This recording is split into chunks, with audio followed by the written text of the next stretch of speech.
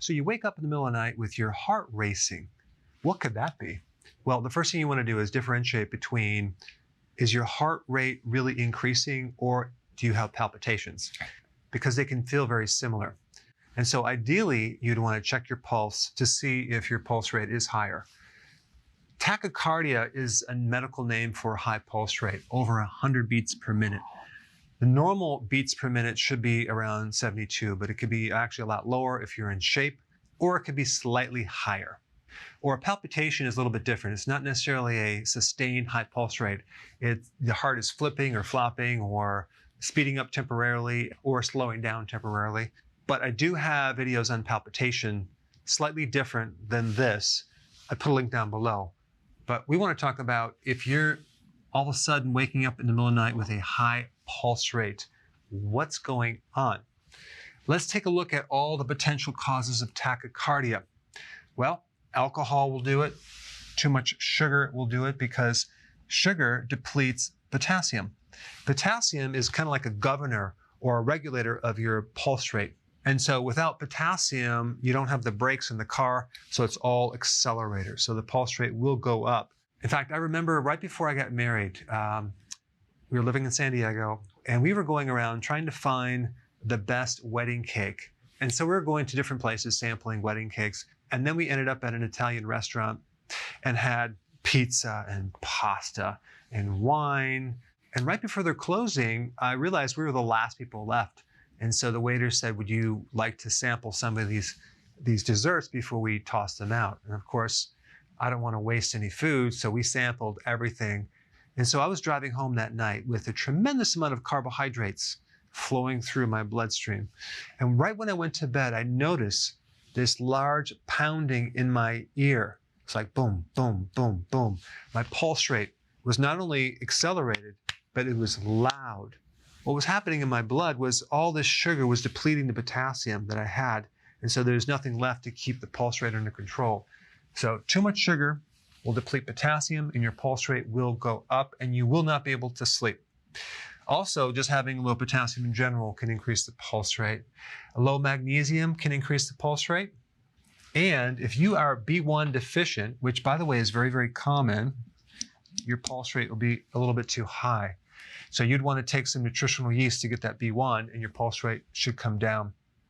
Stimulants like caffeine from coffee, also chocolate and tea will keep the pulse rate too high. And overactive thyroid will keep your pulse rate high. I did a video on this, and one of the remedies is actually taking B1. Anemia can keep your pulse rate high. So that would be a lack of B12 or a lack of iron. Number 9, this is called dysautonomia. This is a dysfunctional autonomic nervous system. And the autonomic nervous system controls the pulse rate, your heart rate, and a lot of other things. And too much stress will cause dysfunction of your autonomic nervous system. The best remedy for that would be right here, B1. Another symptom of dysautonomia would be if you were to stand up too quickly and feel a little dizzy or disoriented. All right, number 10, excessive amount of exercise. This happened to me when I worked out twice in a given day, and I just got my pulse rate up too high, and it just did not come down too well. So if your recovery is low or you overdo it, your pulse rate could be too high. Being too acid. Here's another example. One day I drank some kombucha tea. I didn't just drink a little bit. I drank the whole bottle, which actually switched my pH to being slightly too acidic.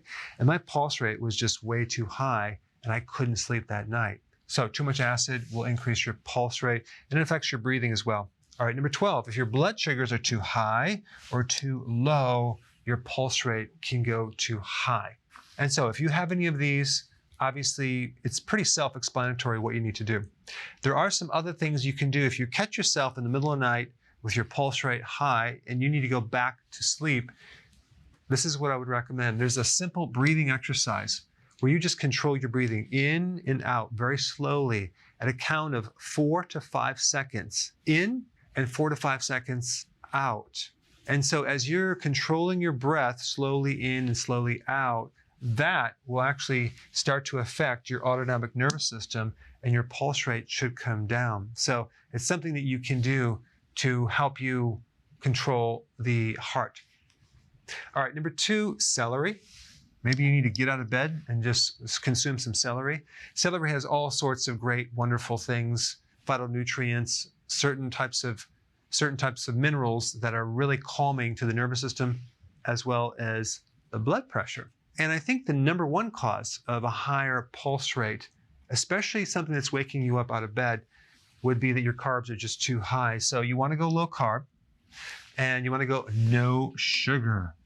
Now, when you initially get on a ketogenic plan, you may find your pulse rate goes up when you're in this transition phase for about 3 days. But if you just take potassium and a good electrolyte powder, and you take vitamin B1 through nutritional yeast, that should pretty much prevent that from happening. So stress can actually raise your pulse rate. So during the day, you want to do long walks to keep the stress off your body as much as possible. I do walking every single day. I think yesterday I walked for an hour. It's very therapeutic. Get in nature and just do the walks. That's very good for the heart. And the last thing is to avoid EMF. I will be doing more videos on this, but these are certain frequencies or energies that emanate from your cell phone, electrical wires. So if you're sleeping and your cell phone or iPad is right next to you, right by your head, or you have a lot of electrical devices plugged in, unplug them before you go to bed. Put your cell phone on airplane mode, and you're going to find that you'll have less EMF. What you have to realize is that these frequencies have a serious influence over your own frequencies. You have a lot of electrical things going on in the heart and different fields of energy, and so you want to keep these to a minimum. All right, guys, there you have it. Now you know exactly what to do.